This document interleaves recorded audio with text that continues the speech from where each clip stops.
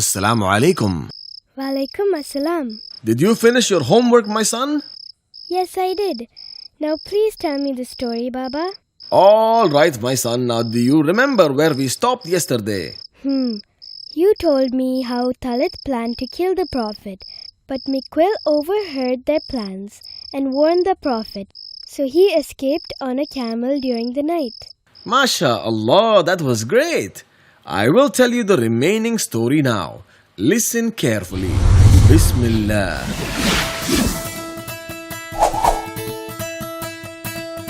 Prophet Dawud alayhi salam becomes the king.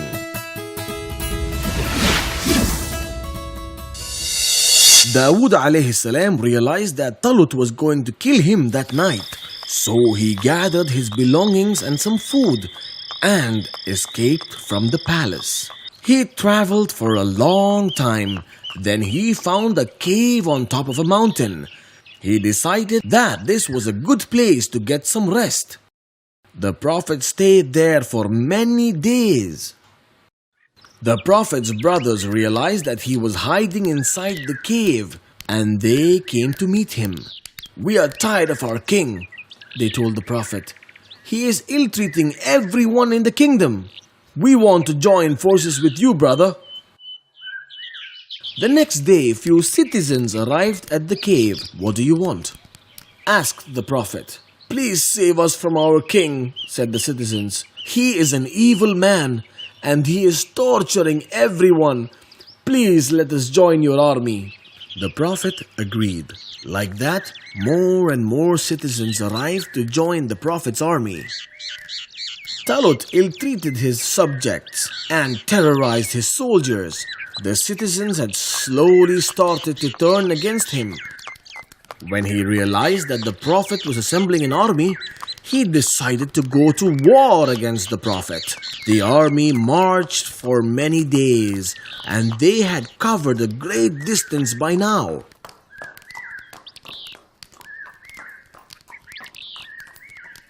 The king and his men were tired, so they decided to rest for some time at the valley. When Talut was sleeping, the Prophet crept into his cave silently.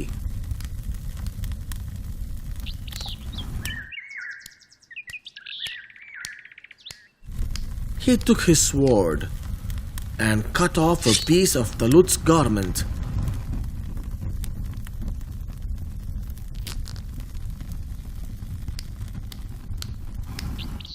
He went outside and shouted, "O king!"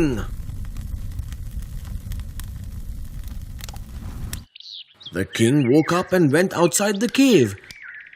He saw the Prophet standing with his men. "You came here seeking to kill me, but I do not hate you and I don't want to kill you. If I wanted to kill you, then I could have done that while you were asleep." Then the Prophet showed him the piece of cloth and told him, "Here is your piece of garment. I could have killed you instead, but I did not. My mission is that of love, not malice." The king realized his mistake and begged for forgiveness. The Prophet forgave the king, and he was allowed to go back into his kingdom. After a few years, Talut got killed in another battle. The people remembered what Dawud alayhi salam had done for them, so they elected him as their king. Allah made his kingdom strong and great, and his enemies feared him. After some time, the Prophet was blessed with a son, and he named him Sulaiman. The boy was very intelligent and wise from childhood. He was 11 years old when the following incident took place. One day, Dawud alayhi salam was as usual solving problems of his people. Then two men came to him. One of them owned a field. The owner of the field said, "Oh dear Prophet, this man's sheep came to my field last night and ate all my grapes. I am left with nothing now. Please ask him to compensate for my loss," he cried. "Is this true?" the Prophet asked the owner of the sheep. Yes, sir, he replied. The Prophet then thought for a while and said, I have decided that you give him your sheep in exchange for his loss. But, sir, the sheep is all I have, said the man. That's when Suleiman spoke up. I have another solution. What is it? Asked the Prophet. Then his son said, let the owner of the sheep work at the field until the grapes grow back again. And let the owner of the field keep the sheep till then. The field owner can make a living by using the wool and the milk until his crops grow back. And when the grapes are ready, the field owner can take back his field and return the sheep to its owner. The Prophet was surprised.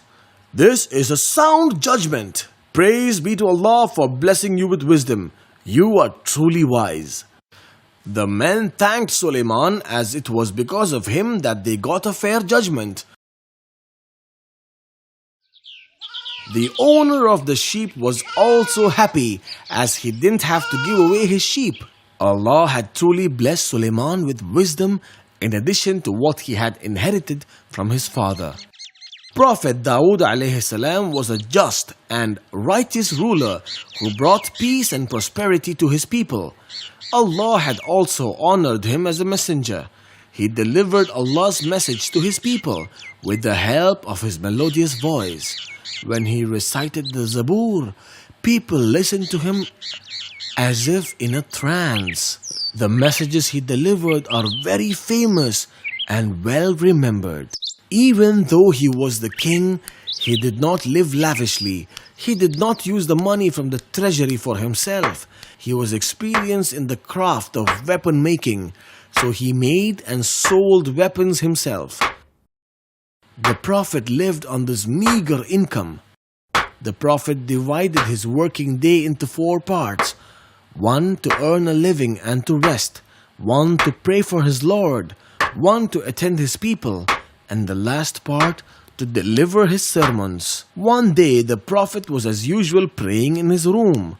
He ordered the guards not to allow anyone to interrupt him.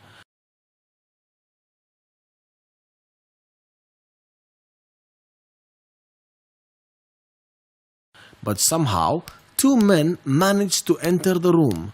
When the Prophet's prayer was disturbed, he asked them angrily, "Who are you?" "Do not be frightened," said one of them. "We have a dispute amongst ourselves, and we are here for your judgment." "What is it?" asked the Prophet. Then the first man said, "This is my brother. He has 99 ears, and I have only one. One day he said, 'Hand it over to me,' and overpowered me with his speech. He has wronged me by taking my sheep. Please tell me your judgment."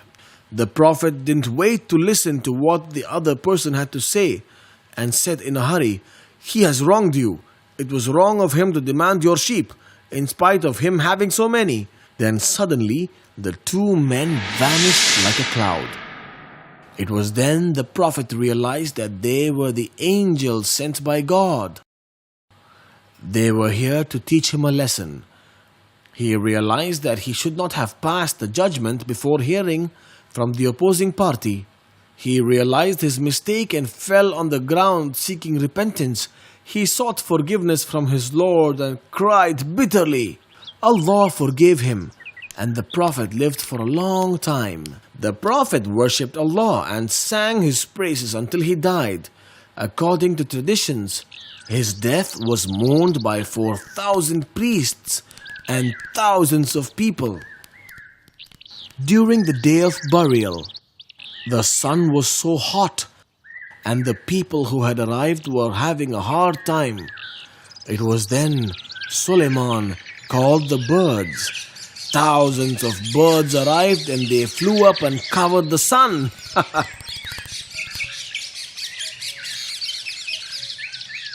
This was the first sign of dominion by Suleiman alayhi salam that was witnessed by people.